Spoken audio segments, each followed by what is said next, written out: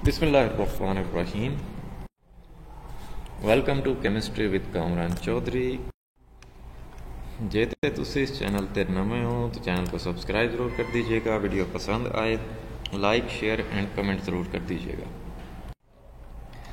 जी, आज के लेक्चर में हम लोग क्लास 11 की केमिस्ट्री का चैप्टर नंबर 1 जो कि है स्टिशियोमेट्री, फेडरल बोर्ड की मैं बात कर रहा हूँ। ठीक है, हम लोगों ने फेडरल बोर्ड की फर्स्ट ईयर की केमिस्ट्री आज स्टार्ट की है। तो आज के लेक्चर में हम पहले चैप्टर जिसका नाम है स्टिशियोमेट्री उसका इंट्रोडक्शन देखेंगे। ठीक है, आप लोगों को मैं क्लियर कर दूं कि आप लोगों ने सीरीज़ के साथ लेक्चर देखने हैं और पूरे लेक्चर देखने हैं। तो फिर गारंटी आप मुझसे ले लें कि आपको एक एक चीज़ क्लियर हो जाएगी, केमिस्ट्री बहुत इजी लगेगी, हर चीज़ आपको समझ आएगी। ठीक है, जी इसका इंट्रोडक्शन स्टार्ट करते हैं स्टिशियोमेट्री का। तो स्टिशियोमेट्री को समझने से पहले, उसकी डेफिनेशन पे आने से पहले हम लोग यहाँ पे कुछ चीज़ें डिस्कस करते हैं। So it is observed that a common factor for fireworks manufacturer, जो fireworks manufacturer होता है मीन्स के fireworks बनाने वाला, ठीक है, और जेडे तुसी शादियों के पटाखे फोड़ते हो। सो fireworks manufacturer, इसके अलावा an engineer to design car engine, एक इंजीनियर जो कि कार इंजन्स बनाता है। ठीक है, and a chemist to manufacture a chemical plant, और एक केमिस्ट है जो कि केमिकल प्लांट्स बनाता है। ठीक है, उन सब में ना एक कॉमन फैक्टर है। वो क्या कॉमन फैक्टर है कि the amount of material they need in their specific area of work।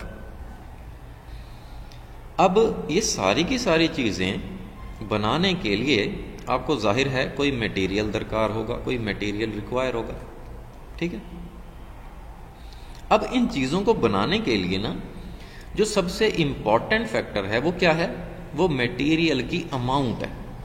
ठीक है, कि आपने जो मटेरियल लेना है वो कितनी मिकदार में लेना है।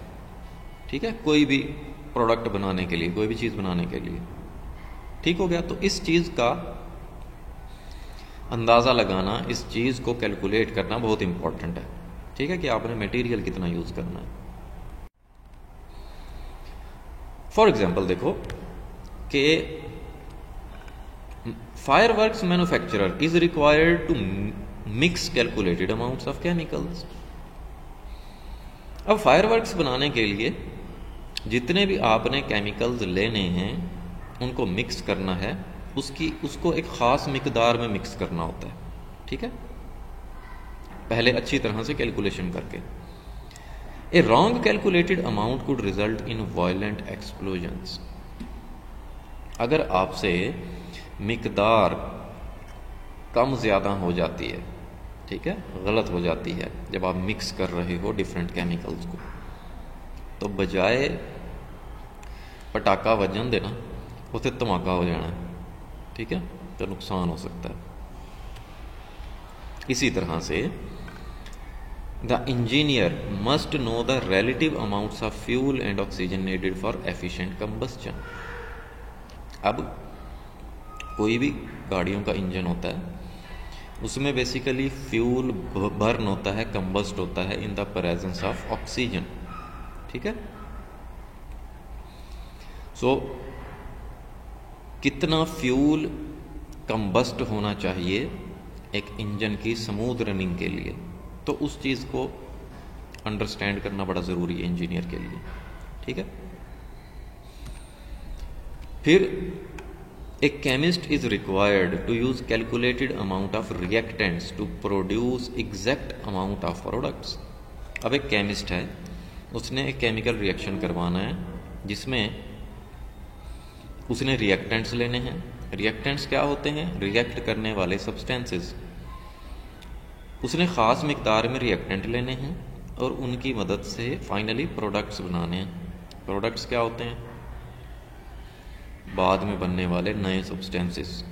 ठीक है, तो अगर रिएक्टेंट्स की अमाउंट मिसमैच हो गई, सही से कैलकुलेटेड अमाउंट उसने ना यूज़ की, तो उसको रिक्वायर्ड प्रोडक्ट जो हैं वो नहीं मिल पाएंगे। ठीक है, अच्छा, अब ये जो सारे प्रोसेसेस हैं, such phenomena is studied through the knowledge of stoichiometry. ये सारी की सारी जो कैलकुलेशन है, ये सारी की सारी जो अंडरस्टैंडिंग है, वो हम देखते हैं by taking the help of stoichiometric calculations. ठीक है, अब हम लोग स्टीशियोमेट्री का मीनिंग देख लेते हैं। ग्रीक वर्ड्स होते हैं दो। पहला स्टीशियोन, जिसका मतलब होता है एलिमेंट, और दूसरा मेट्री, जिसका मतलब होता है मेजरमेंट। ठीक है, तो यहाँ पे बेसिकली एलिमेंट की मेजरमेंट से क्या मुराद है? अमाउंट की बात कर रहे हैं आप। ठीक है, अब हम लोग स्टीशियोमेट्री को डिफाइन कर लेते हैं। The study of relative amounts of substances involved in a chemical reaction is called stoichiometry. Basically एक केमिकल जो इक्वेशन होती है ना, उसमें रिएक्टेंट्स होते हैं और प्रोडक्ट्स होते हैं। अब रिएक्टेंट्स और प्रोडक्ट्स की अमाउंट को आप रिलेट करते हो एक दूसरे के साथ, तो इस बेसिकली स्टडी को हम क्या बोलते हैं? स्टीशियोमेट्री बोलते हैं। ठीक है, अब स्टीशियोमेट्रिक अमाउंट्स क्या होती हैं? The amounts of reactants and products in a balanced chemical equation are called stoichiometric amounts. एक केमिकल इक्वेशन है, फॉर एग्जांपल ये वाटर की प्रिपेरेशन की एक केमिकल इक्वेशन है, ਜਿਹੜੀ ਤੁਸੀਂ बचपन तो पढ़ते आ रहे हो, ਜਦੋਂ ਤੁਸੀਂ ਨਿੱਕੇ ਨਿੱਕੇ ਸਨ। तो जिसमें यहाँ पे आपको हाइड्रोजन और ऑक्सीजन नज़र आ रहा है जो कि रिएक्टेंट्स हैं, और यहाँ पे आपको ये वाटर नज़र आ रहा है जो कि प्रोडक्ट है। ठीक है, अब रिएक्टेंट कितने हैं, प्रोडक्ट कितने हैं, इनकी अमाउंट्स को बेसिकली जब आप स्टडी करते हो, ठीक है, तो ये स्टीशियोमेट्रिक अमाउंट्स कहलाती हैं। वो बेशक रिएक्टेंट्स की अमाउंट्स हों या प्रोडक्ट्स की अमाउंट्स हों। ठीक है, such study is essential when quantitative information about a chemical reaction is required। अच्छा, ये हम स्टीशियोमेट्रिक कैलकुलेशंस कब करते हैं? जब हम किसी भी केमिकल इक्वेशन में ना क्वांटिटेटिव एनालिसिस कर रहे होते हैं, मीन्स के उनकी क्वांटिटीज़ के साथ खेल रहे होते हैं। ठीक है, उनकी क्वांटिटीज़ की बात कर रहे होते हैं, रिएक्टेंट्स और प्रोडक्ट्स दोनों की। ठीक है, इसके अलावा it is important to predict yield of chemical products. ये जो स्टीशियोमेट्रिक कैलकुलेशंस हैं, हम लोग इनको यूज करते हैं to predict the amount of chemical products. Yield का क्या मतलब होता है? अमाउंट। ठीक है, कि कितनी अमाउंट ली हमने और कितनी बन रही है हमारे पास। ठीक है, एक ही बात है, मीन्स कि रिएक्टेंट्स और प्रोडक्ट्स की अमाउंट के साथ आपने खेलना होता है। ठीक है, आपका कंसर्न रिएक्टेंट्स और प्रोडक्ट्स की अमाउंट्स के साथ होता है। ठीक हो गया? तो होपफुली आपको ये लेक्चर बड़े अच्छे से क्लियर हो गया होगा। ये तो था स्टीशियोमेट्रिक का इंट्रोडक्शन। अगर आपको वीडियो पसंद आई है तो चैनल को सब्सक्राइब ज़रूर कर दीजिएगा, वीडियो को लाइक शेयर ज़रूर कर दिया करें अपने फ्रेंड सर्कल में। ठीक होगा? Thank you very much for watching this video.